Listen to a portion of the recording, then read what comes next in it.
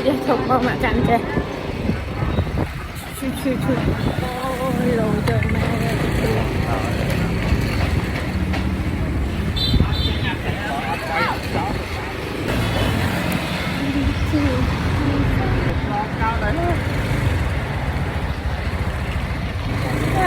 đâu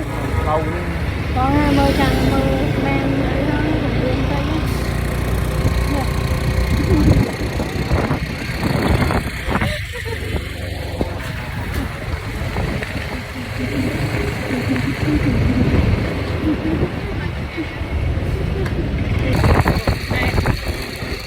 hai